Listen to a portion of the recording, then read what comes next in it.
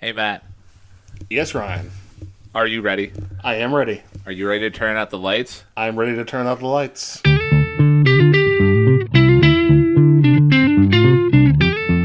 And welcome back, everybody. This is another episode of the best music podcast in the world. Wow.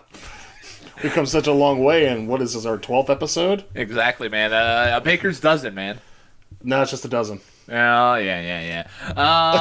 Anyways, so yeah, for those of you who are like, what is this? What am I listening to? You're listening to a podcast called Hey, Listen to This. And I am Ryan Kearns. I'm Matt Durzik. And every episode, Matt and I just essentially dive into an album. And it could be a modern day, like one that was released last week, or it could be one that was released in 1948. Each week, Matt and I trade off. We pick an album. It's mainly as a way for us to explore our musical taste. And this week, I think I may have already overstepped you. Did you introduce yourself? No, I introduced myself. Yeah. I told my name. Okay, man. I'm trying to be courteous here. It's the holidays. We don't know what the hell we're doing. Got to be, man. So anyways, this week I chose the 2017 album by one Miss Julien Baker called Turn Out the Lights. And my introduction to Julien Baker was basically through Anthony Mantano. And he actually reviewed this album, and he turned me on to Miss Julien Baker, and I've been a decent fan since. Spoiler alert: I really like this album. Right. Yeah, because it would be kind of, I don't know. It would be kind of weird if I recommended an album like, actually, I don't like this album whatsoever. Right. Well, if you talk about recommending it, you recommended it on our last show as the follow-up album to Blue. Yeah. So I figured that, if you were going to recommend something based off what we both gave a 10, then this has got to be up in that same category. Yeah, absolutely. So, and Matt, what is your relationship with Julien Baker up until the point that I recommended this album? Not super severe, certainly less than you. I will say that we did go to see her at Mr. Small's Theater back in 2021, I believe it was. Yeah, I think that was the first concert after the whole pandemic shindig. Yes, after the pandemic, it was our first show, and it was a very good show. Although there was something about that night that left me a little unfulfilled in a sense, and I didn't realize how to explain it until I listened to this album. Oh, okay. So, there's we'll get into it. But yeah, I definitely like Julien Baker. I think she has a fantastic voice. And yeah, I think that's as far as I'm willing to spoil for the moment. Okay. I was actually very curious to see what you would, say about this album, because I know, seeing her in live concert is a different experience compared to, actually listening to her in a live recording. It is. And even that, she was touring off of her album, Little Oblivions. And totally different album, totally different kind of setup here. Right. But that being said, you ready to turn out the lights on this year and this kick the tires and light the fires? Let's do it. All right. So the very first track is called Over, and kind of like a couple of the other albums that I've recommended recently, this is just an intro track. There's no vocals whatsoever, and it's basically, you hear Julien opening up a door, walking over to the piano, sitting down, and playing it. Yes. And that's basically what she wanted on this track, and that's what she got. Yeah.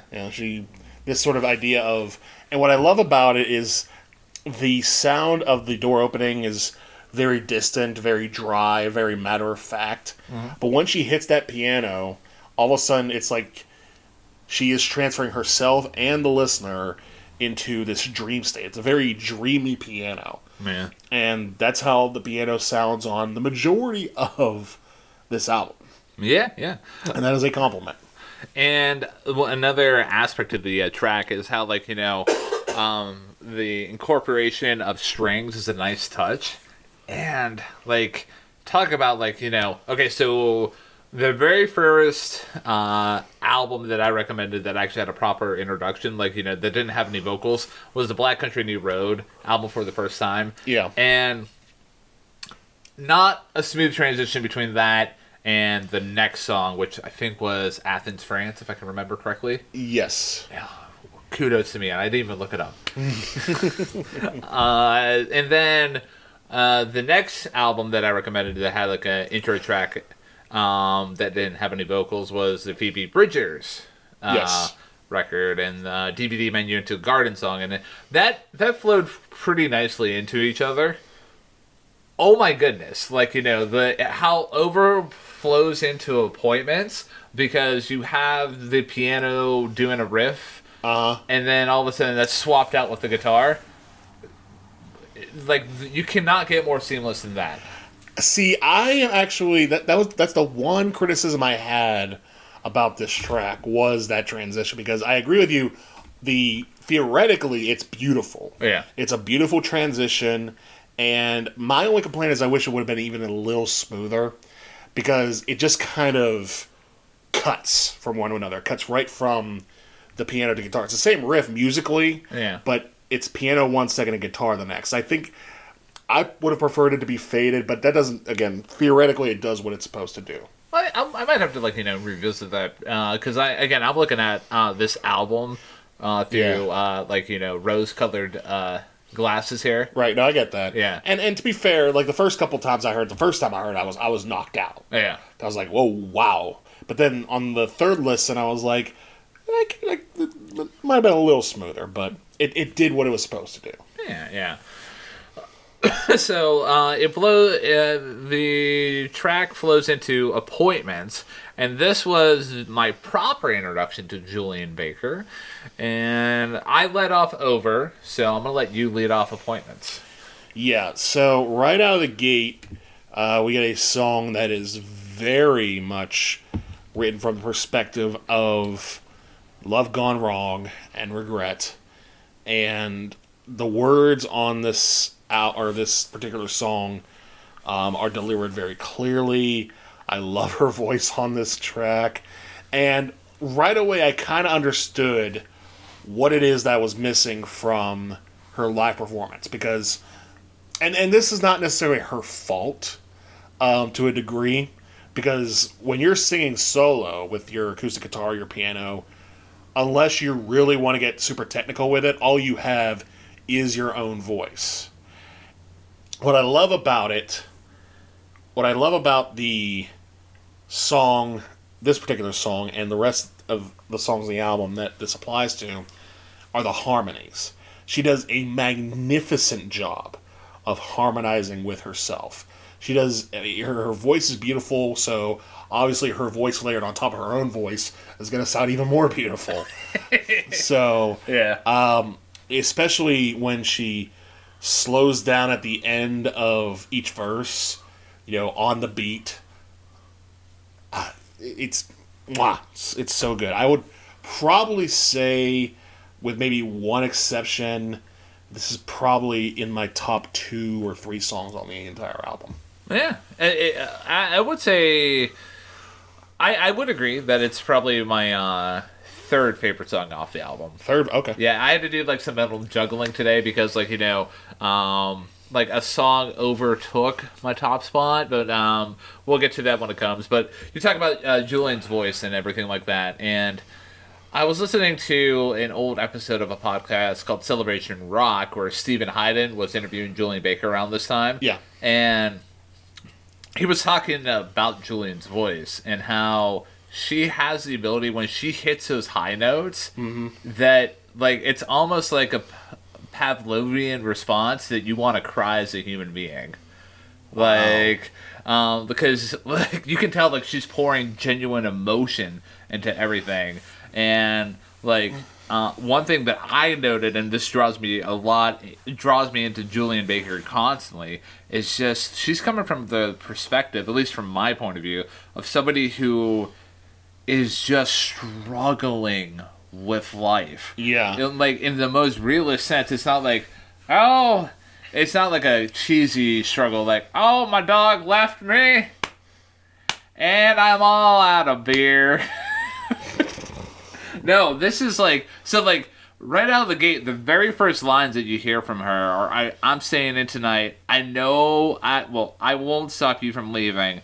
I know that I'm not what you wanted, am I? And that's basically her being like, I'm not going anywhere. You can go wherever. And the way that she sings it with such sincerity, like I was watching the music video for this song this morning, and there's a part where she's basically lying on the ground, flipping over, covered with a blanket, and like there's a hand reaching out to her, and I'm like, yeah, that seems right. Yeah. Like, I can't argue. It's not even arguing. It's just like the relatability and like the fact that she pours so much of her soul into like songs like this. Yeah. It's kind of why I recommended this album, from going from Blue to this.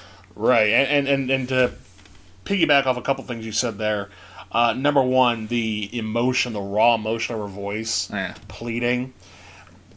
On the second listen of this album, my thought was, oh my goodness, Julien, you have an entire album left of songs. Take it easy. It's going to be okay. Because that's how you feel. Yeah. It feels like she's just like pouring herself out, and just like every single song, she just like lays it all out there like it's the last song she'll ever sing. Yeah. And secondly, you mentioned how the raw power of her voice echoes that of Blue.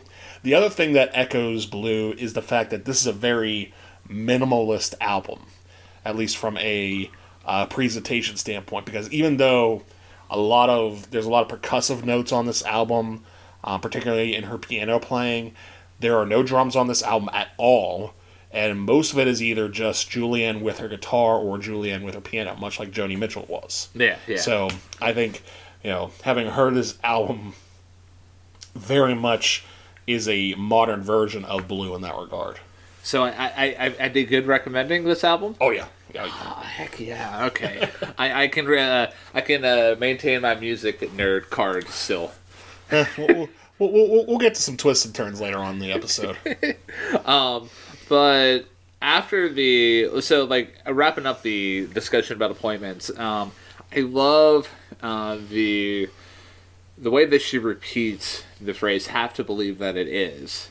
Like, she keeps telling herself that, and it's almost like she has to believe that she's gonna get better. Right. But she, like, the way that she's singing it, like, she really doesn't believe that she's gonna get better. And like, this is a constant theme in a lot of Julien's work. Like, in the next album, Little Oblivions, like I think it's like the first song off of it, Hardline. Like, she talks about, like, drawing a hard line and saying, hey, I'm never going to do this again, but hey, I know I'm going to cross over it because that's what I do. Right. Like, I'm sure Julien Baker is very mentally sound, but like the way that she's able to portray, like, such a defeatist attitude, and just saying like a defeatist and self-hating attitude. Oh my goodness, man! Like, I think this particular album straddles that line between having enough mental muster to understand that you're in a not great spot without completely succumbing to the badness that comes with it. Yeah. Like, just being mentally strong enough to be like, okay, I hate this. I don't want to do this.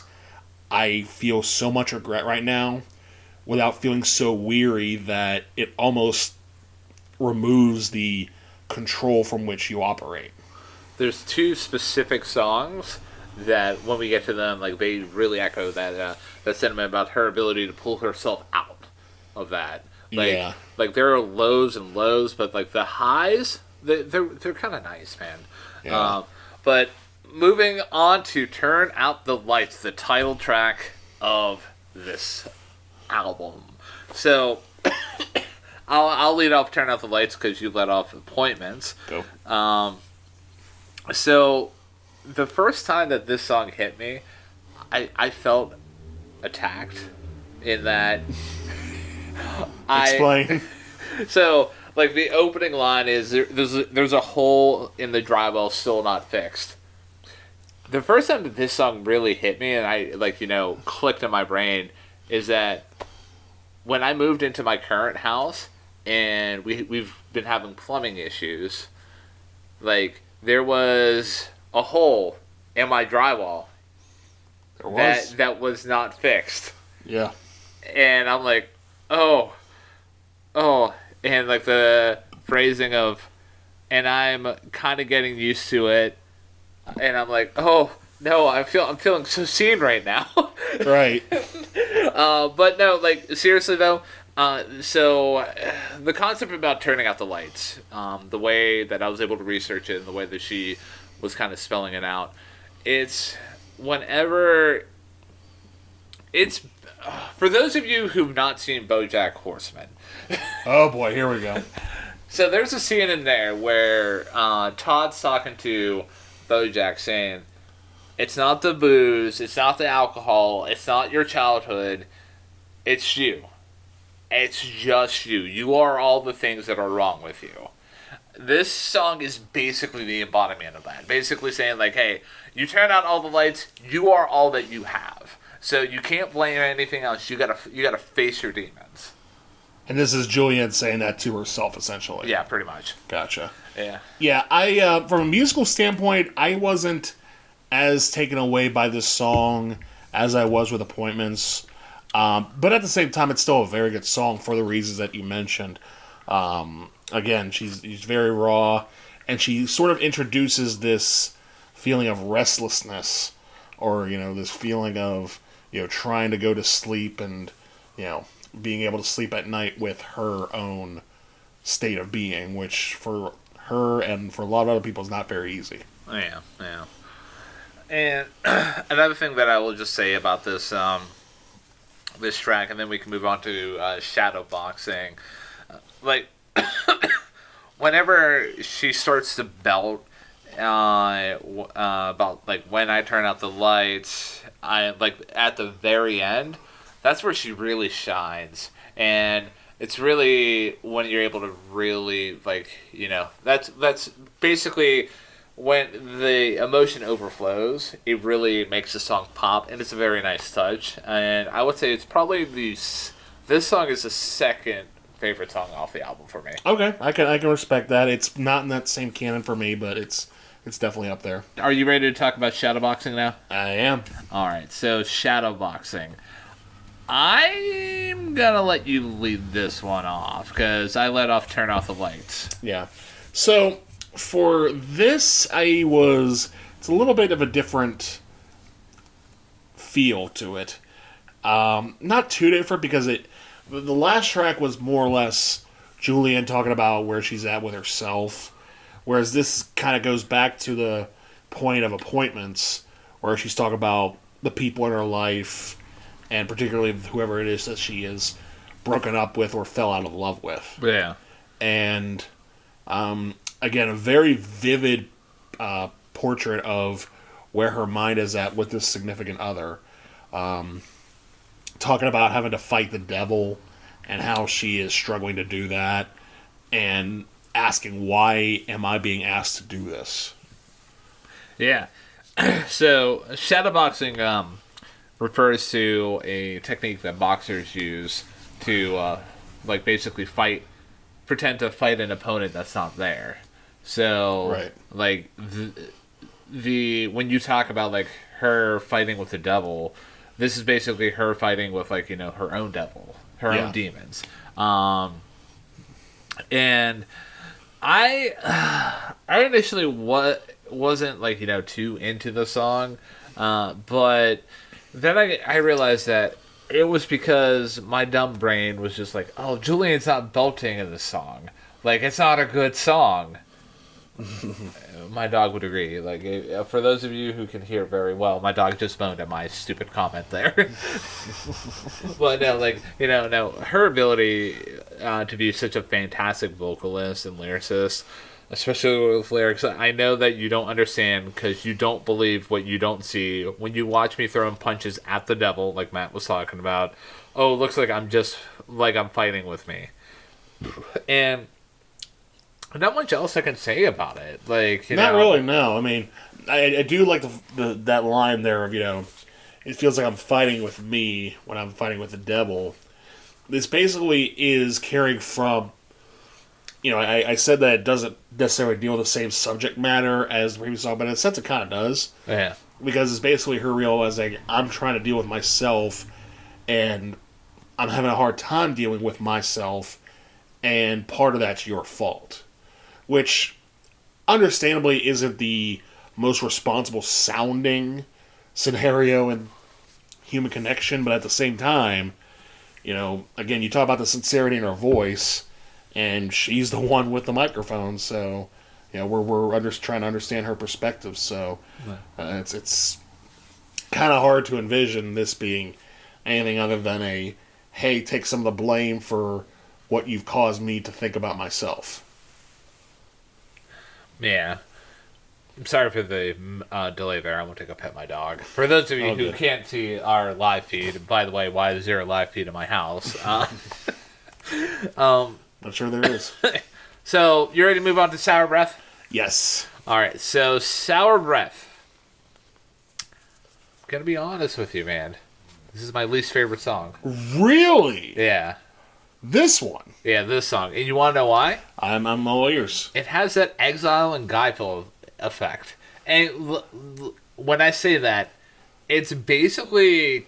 It follows the same kind of feel, but...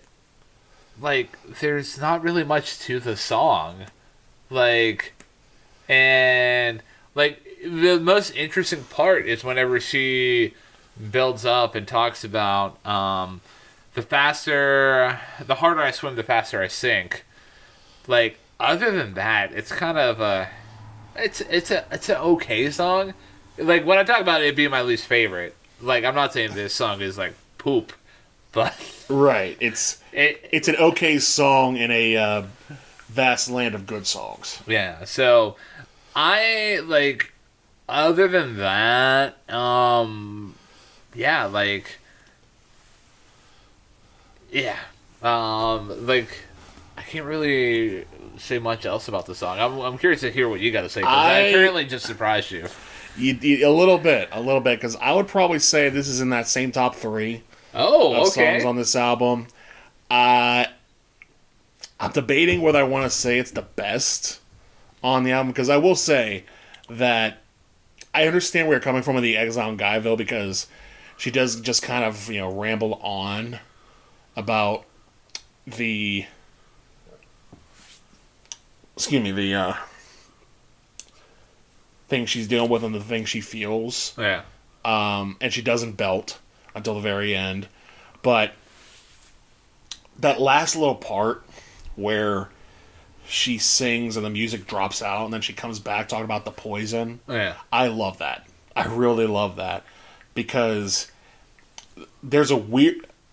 part of the genuine nature of her vocal, especially in moments like that where she's not belting, is, again, the sincerity, and weariness is part of sincerity, I think.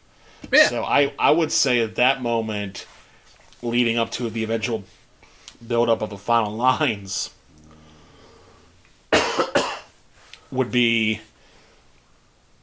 probably one of my favorite moments on the album, because it feels like she's sinking back into this sort of depressive state, and she's letting whatever it is that she's fighting win. Yeah. It's a decent moment, but like, and I respect your opinion about it. Yeah. It's just like, it's not my hot Papa John's, if you know what I mean. Sure, let's go with that. Yeah, but no, not much else I could say about that. So, you ready to talk about Televangelist? Yes, let's get into Televangelist. Now, this one is another sudden shift. The last song was mostly, was that? I'm trying to remember. It was mostly piano guitar on that last track. I think it was mostly guitar. It was Yeah. guitar, okay. Yeah. Because this one is definitely heavy on the piano, heavy on the reverb too. And we get to a theme, a sort of a new theme that might have been referenced before in the album, but definitely comes through now. Is this feeling of dealing with her religious upbringing, which hadn't really been addressed as the focal point of any song before on this album. Yeah. And the backstory with Julien Baker is that, she grew up in a religious home, but then she found out that she was gay. And then, of course, whenever you realize you're gay in a religious home, there's some problems that arise with that. So... Some people might be like, but... Right. And, the carnal side of you is like, that's my point. So, anyway... the point being, she used a lot of religious allegories in the song, and that mixed with the very reverb-like church piano that goes on the song, I think is a very nice touch. I can't really say much more than that. I mean, I think it's a solid track. I'd probably put it in the top half of the album, but not necessarily in the top 3. Yeah, you did an awesome... Wow, we are burping up a storm here today. Yeah. Gives me something to do later. But, yeah. Brain. No, you did an awesome job talking about the song as a whole. The only thing that I will add is that there are lyrics in here that are absolutely freaking heartbreaking. Like when I heard, re-listened to them and looked over the lyrics, I'm like, holy crap, Julian. So the lyric that I'm referring to in this specific song, it's talking about, and I know what's in my cannibal chest that's been dug out and that's been dug out like a strip mine till there's nothing left. Hold the chorus in between my ears until I go death. That remind me exactly what I am every chance they get. And, holy cow. You talk about, their religious upbringing and the fact that, she discovered that she was gay. There's a lot of comparisons in there. Basically digging out, everything that she knew that she once believed and, feeling like there's nothing left in her. She doesn't know who she is. And... holding the chorus in between my ears until I go deaf. So that's basically the religious voice getting in her face and trying to make her essentially pray the gay away, for lack of a better term. Yeah. And I don't know, it's such heartbreak and so freaking beautiful, and I'm absolutely all here for it, man. Yeah, and I'll add to that. I think the lyrics that stung out to me were the at the end of the track, where she's talking about clutching my crucifix of white noise and static. All my prayers are just apologies. Hold out a flare until you come for me. Do I turn into light if I burn alive? Oh my goodness, Lord have mercy. Yeah, those might be the best. Honestly, some of the best lyrics on the album. So, yeah, I may have to revisit this track as far as where I'm going to put it on the album. Yeah. But yeah, it is a fantastic song lyrically. Again, the only, I wouldn't even say knock, but just personal preference is that, we're now, I think this is the 6th song on the album. I do believe so, yeah. Yeah, and again, with it being just drums and piano, especially because I was listening to it on the way down here, and whenever especially on a rainy day, it fits, but at the same time, there's this part of you that's just it feels very down. And to be fair, this is what this album is. It's a very down album. Yeah. But there's a part that just, was sort of hoping for that pop of optimism and that sort of, break from the dreariness. And spoiler alert, it doesn't come on this album. But again, if you can get past that, and you don't have to hear sort of a beat behind any of the songs, then so far we're in really good shape. So, several points of what you just talked about here. One, like I would still contend, and we're getting to the hope, the light, that is going to be coming with this album here relatively soon. It's not going to be as like what you're talking about, but in terms of like a positive aspect, like it's coming. Right. Two. For those of you, and I include you in this as well, who've listened to this album, like, yeah, I need something a little bit more like, punchy. Check out Little Oblivions. Like, very next album, this is Julien with an actual backing band. Okay. And if you are like, if for those of you who are listening to this and like, I don't have time to listen to another album, blah, blah, blah, like, I want to have a taste of it. Excellent song for me to recommend off that album is Faith Healer. So, okay. But yeah.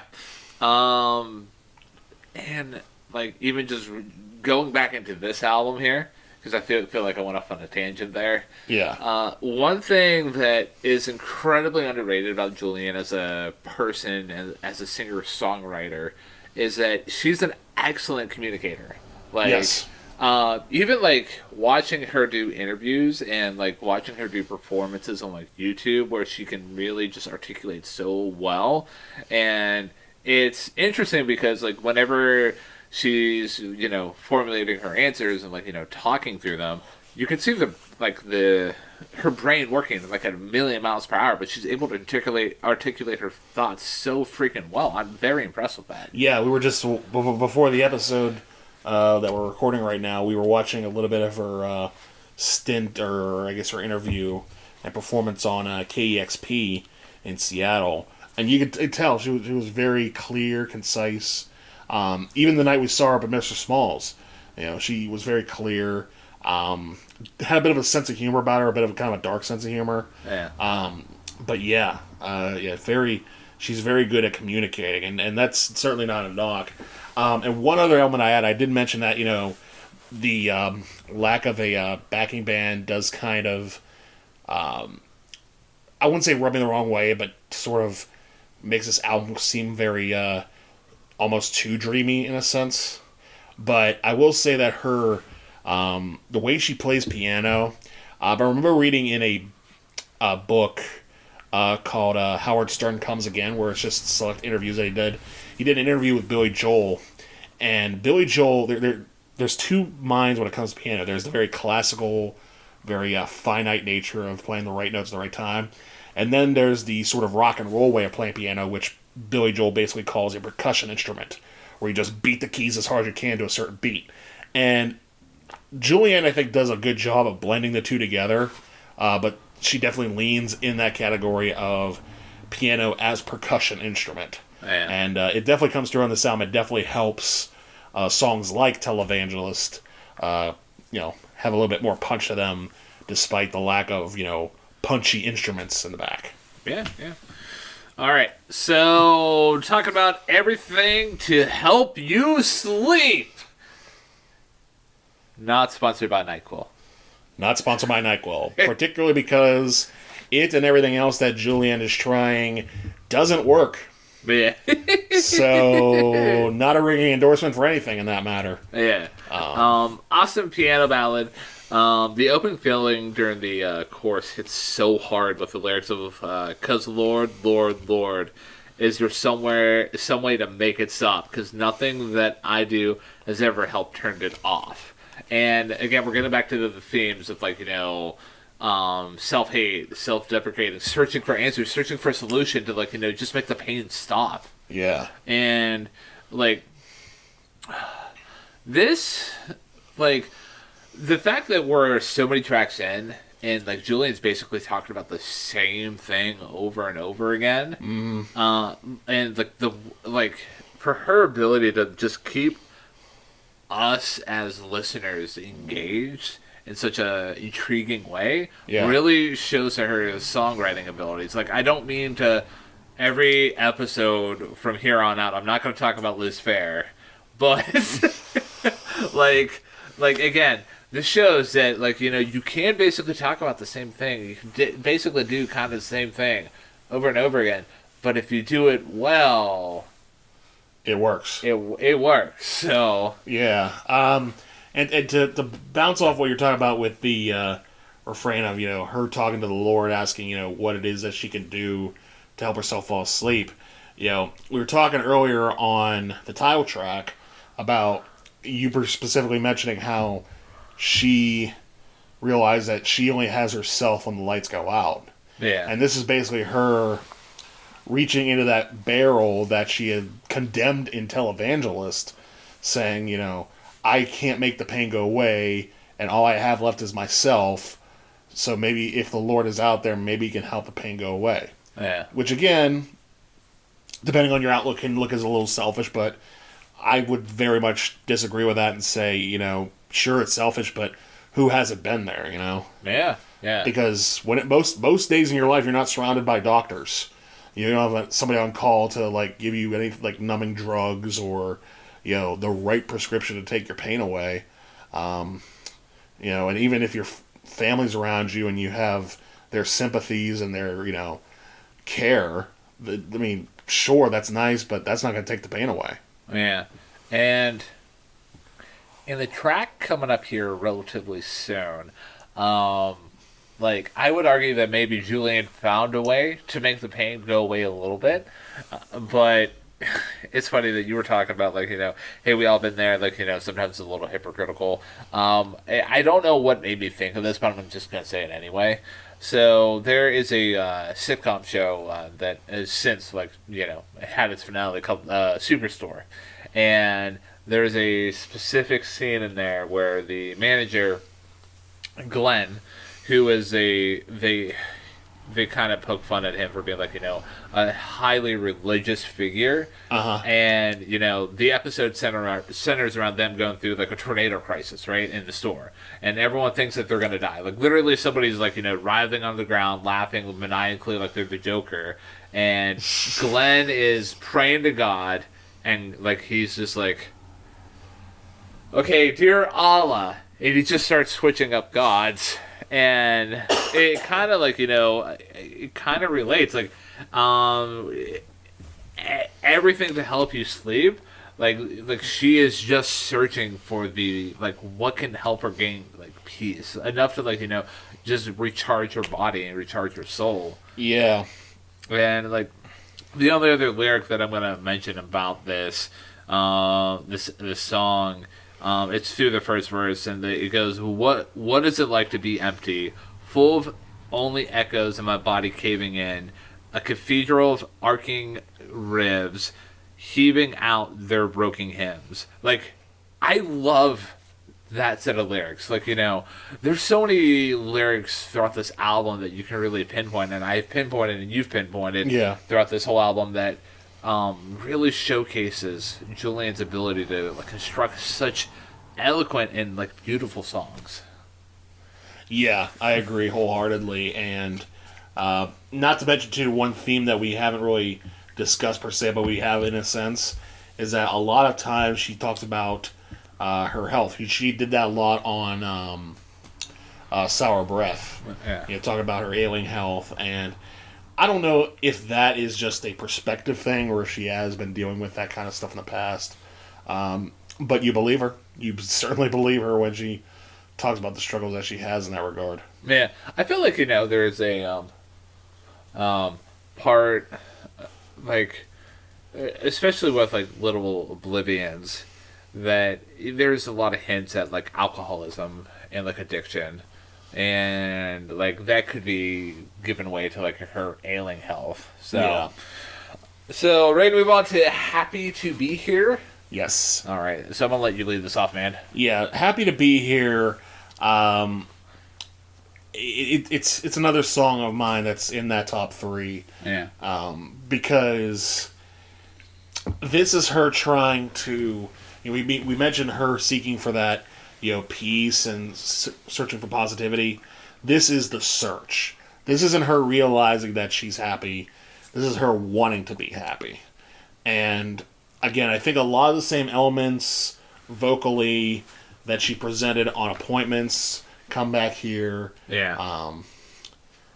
That build up of why not me, so good. Oh yeah. And even talking about like her wanting to be happy, like what sucked me into this song is just that opening lyrics, man.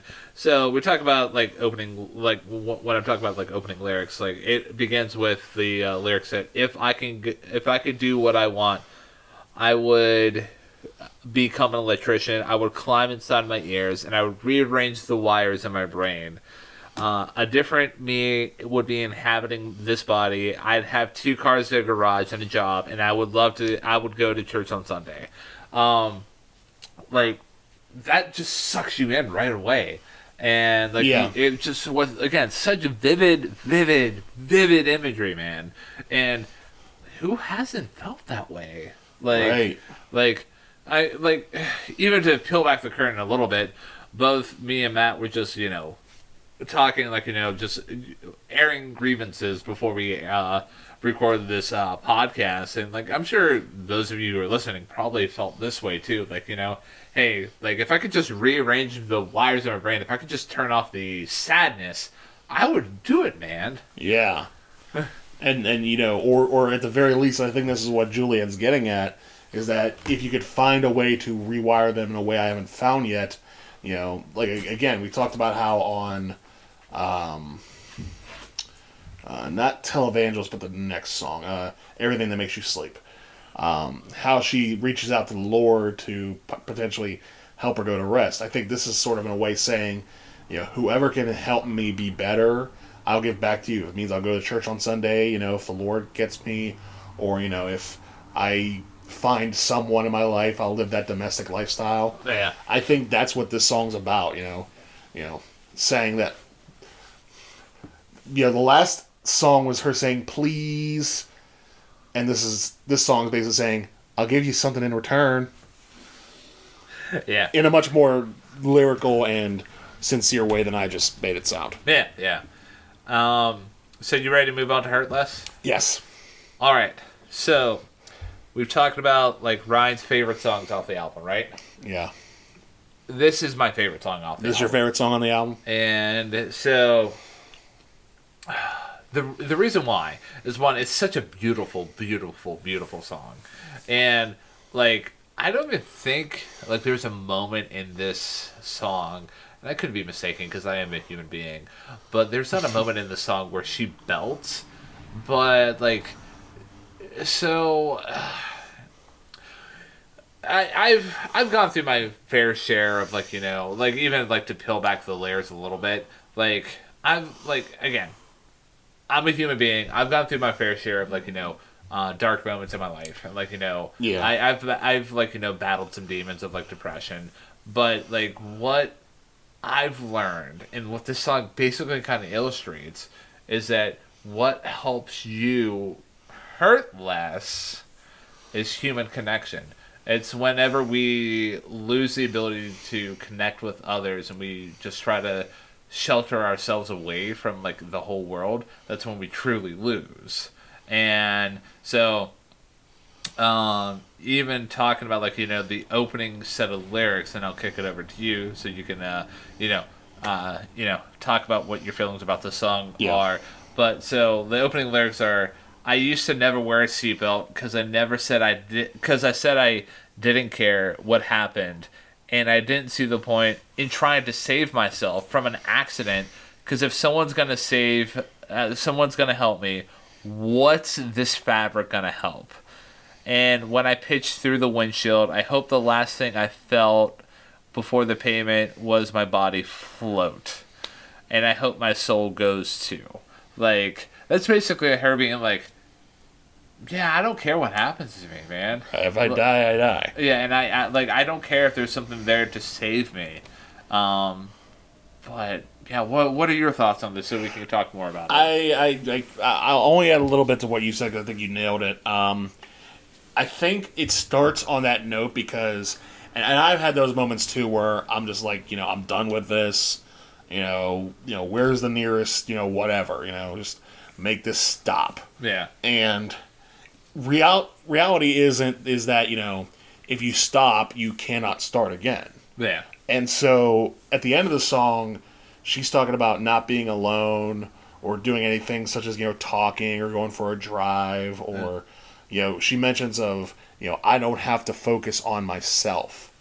And so many times in my life, I'll say this, is that I have been saved mentally by just the most mundane things, where it's like, you could put your focus on that, something so objective, like going to the store or getting, gasoline or something like that, or, just doing a chore around the house or at work. Yeah. That takes your mind off of where you were before. And even though there's always that possibility you could go back, for the time being, it's like, okay, now that I've pulled away from what was hurting me, I don't hurt as much. Yeah, yeah. And this song basically has Julien, like you said,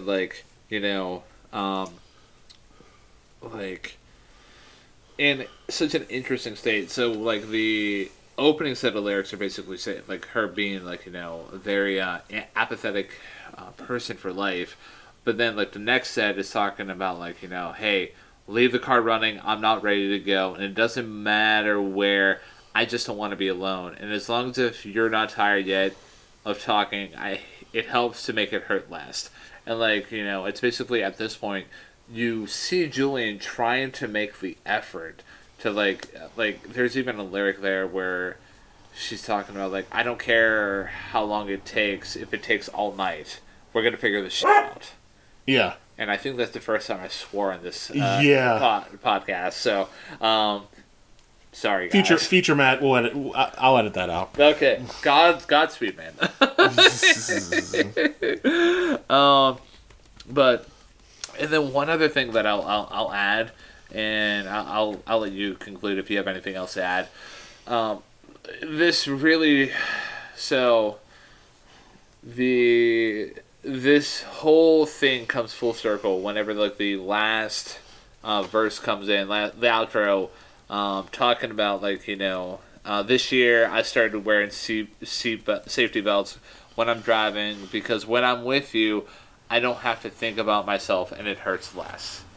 And talking about demons and depression and everything like that. Mm-hmm. It's that lyric right there, really shows this is what it's all about at the end of the day. This, it's such a beautiful song. I could not say enough about it. And I'm actually kind of grateful that we went over this album, because I didn't really see the beauty in this song up until the point that we started. I started to review it. So right, and I love that, because that's how I felt with River when we reviewed Blue last time out. Because I already knew it was a good song, but then revisiting it made it that much better. Yeah. In its context. So I'm glad we did this album too. So let's move on to what I believe is the penultimate track on the album, which is Even. Yes.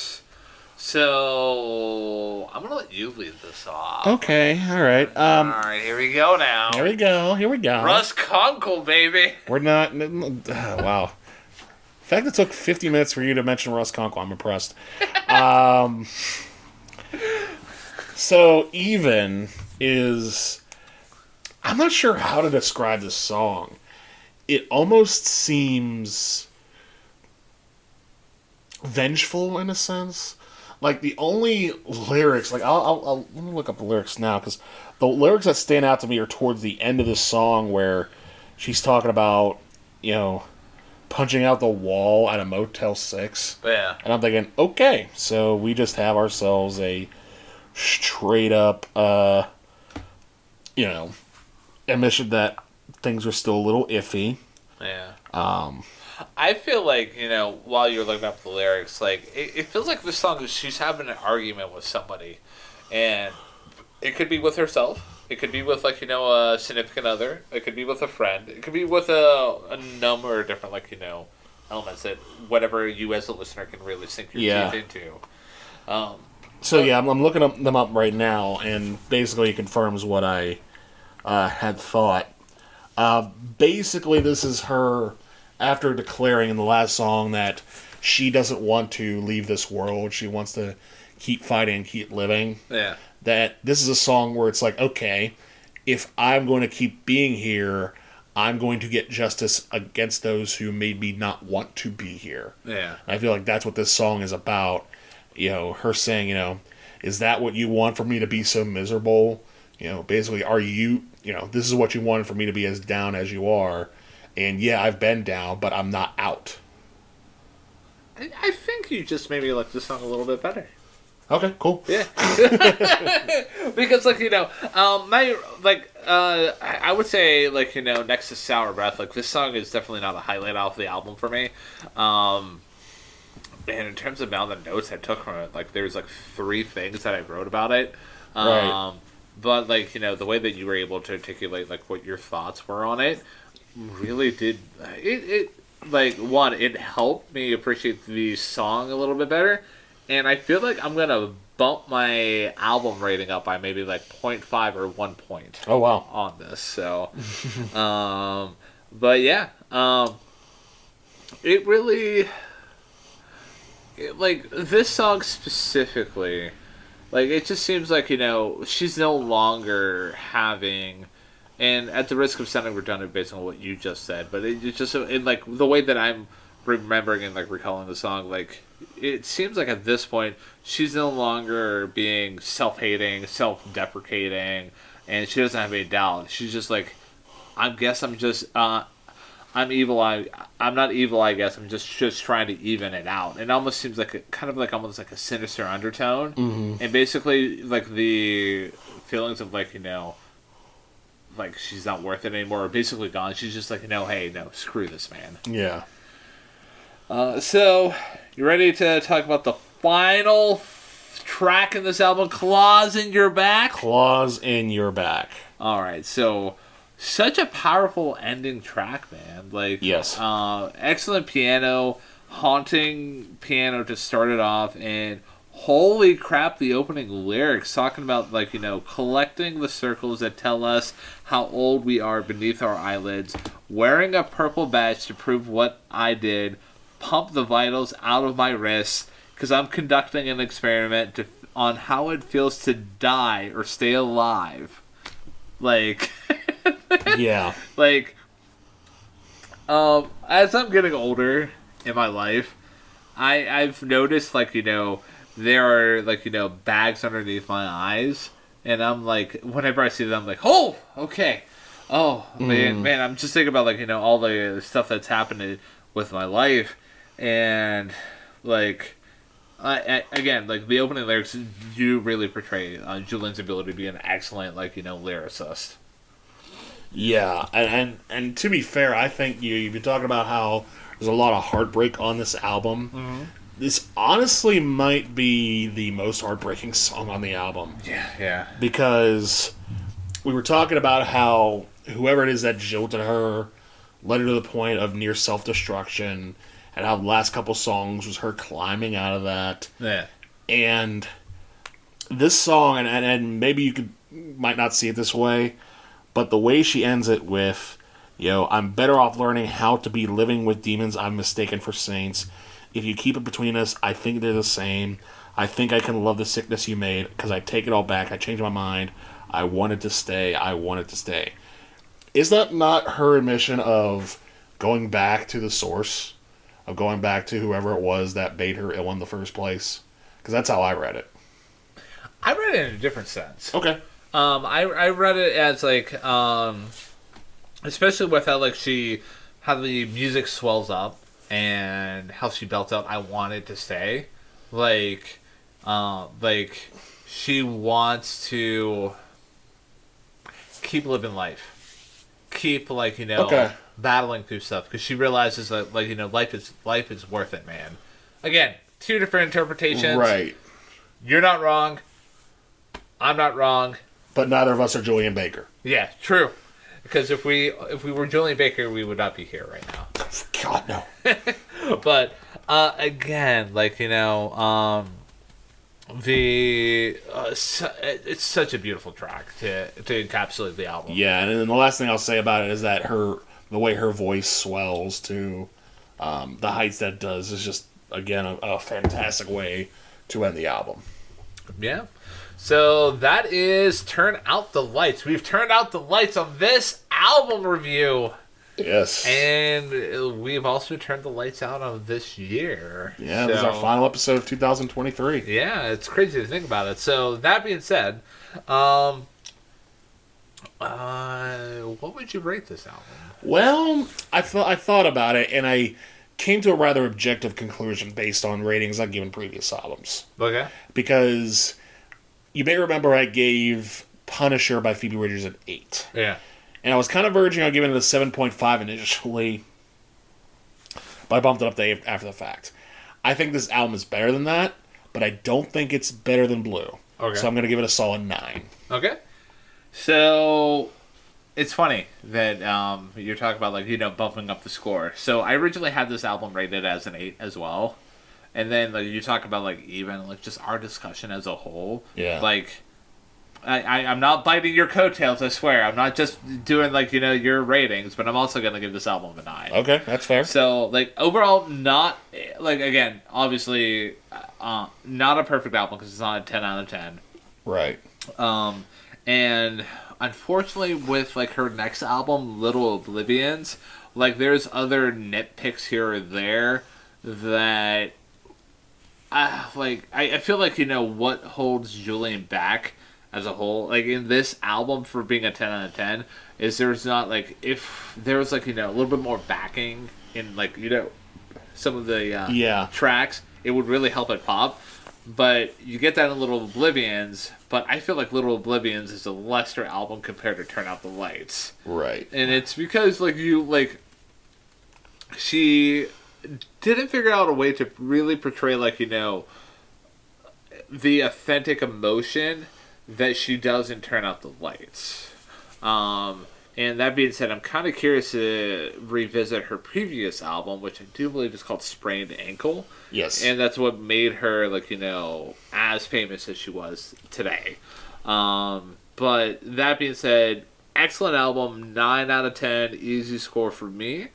So, and talk about, like, next album recommendations. What would you recommend, Mr. Drizzik? I've been struggling with this one because I feel like any answer I would give is relatively self-cannibalizing as far as, hey, if you like this, why not Blue? But we already talked about Blue. And I already recommended Jagged Little Pill a few ones back. And I'm not going to dare recommend Exile in Guyville because I want to get out of this building alive. What would I recommend? What would I recommend as far as... Because I'm trying to think of albums that feature someone on that edge, Yeah.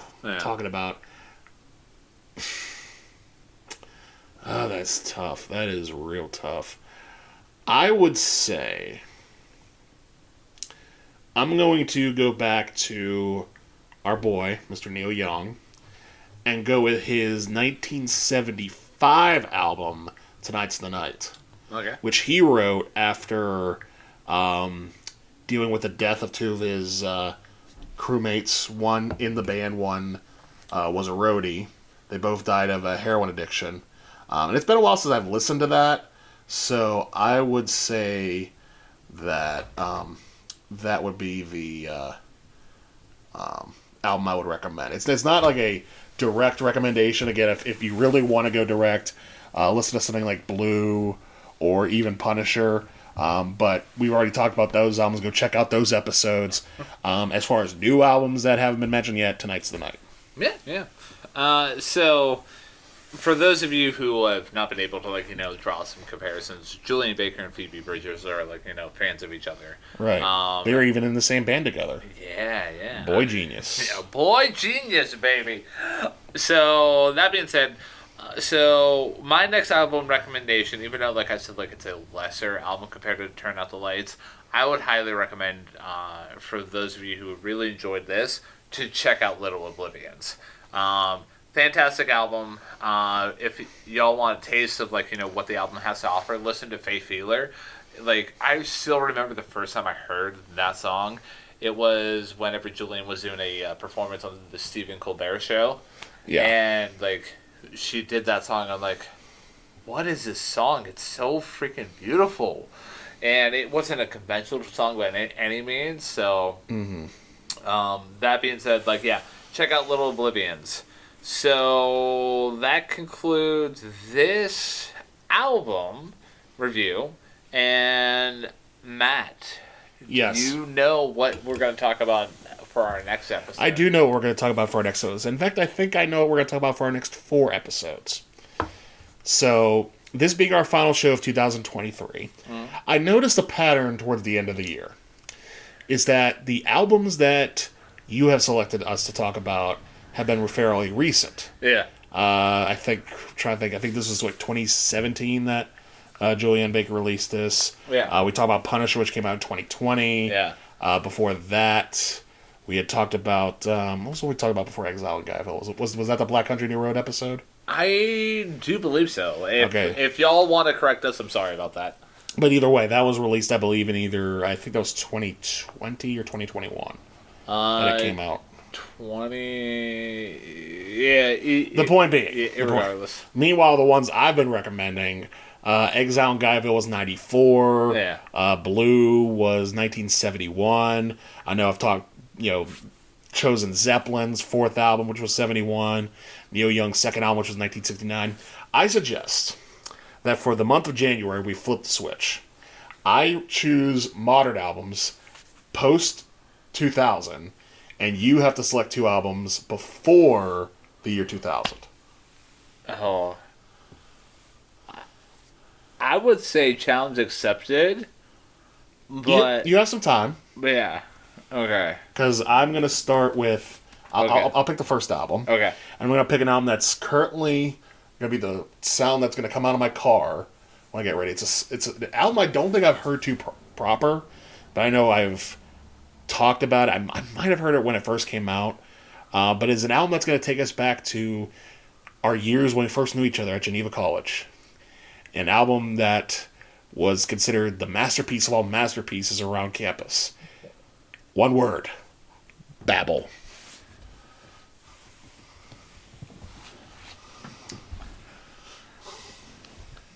Okay. Challenge accepted. Challenge accepted. All right. For those of you not watching the live feed, Ryan just keeled over. I was just like, I've not listened to Mumford & Sons. Sanford and Sons. Since, Ba-ba-ba-da. Ba-ba-ba-da. All right. So, that being said, so for the month of January, what is my gate? Your gate is before the year 2000. So whatever album you talk about has to be the year 19-something. It could be the 1960s, it could be the 1980s, it could be the 1990s. Just let's flip the switch a little bit. All right. So you're going to disrupt my flow because I have an evil genius plan going on here. Well, okay. But anyways, for the month of January, we will flow with this. And then, come February, that we can continue on with my evil genius plan. Yes. Yeah. Because you have done this before. You have selected at least one album from the 1900s, which was Speaking in Tongues from 1983, I want to say. Yeah, and there's plenty enough albums. I've also wanted to dive into some jazz stuff, right. Charles Mingus and Thelonious Monk. And honestly, I'm challenging myself too. I'm challenging myself too because my original choice for our next album was going to be Hotel California, but we'll save that for a later date. There you go, man. Okay. All right. So for the last time of 2023, let me take a quick step back. For those of you who have been listening, I know there's not a huge crowd of you at this point, right? But from my heart, from Matt's heart, we really appreciate you guys listening to our little podcast here. Again, it's been an absolute pleasure doing this with you. And I can't wait to see what 2024 will bring for this show. Oh yeah. We keep this up and keep pumping out episodes every week, man. Yeah. So, do you have anything else to add about this album, this podcast, this year before we send it out? No, I thank you for all who have listened this year. Hopefully you keep up with us in 2024. If you like it, recommend it to a friend. Tell them about what we're doing. Again, we're on YouTube now, which is super cool. Yeah, mother lover, man. Excellent censorship there. So that being said, if you guys like this episode, the best way you can help support this podcast is to rate this on your podcasting platform of choice. At this point, I don't think that there's no stone left unturned, considering that we're actually on YouTube nowadays. But yeah, you can find us on all podcasting platforms of choice. We have social medias, every social media except for TikTok and Snapchat because yeah. and you can find us at TT Hey Listen at all social media platforms, Twitter, Instagram, Facebook, YouTube. And if you guys want to send us an email for an episode recommendation or even just to give us feedback, you can find us at ttheylisten@gmail.com. And that's pretty much it. That's all I gotta promote. So yeah, for the last time of 2023, thank you for listening to this episode of Hey Listen to This. I am Ryan Kearns. I'm Matt Derzik. And it is time to turn out the lights.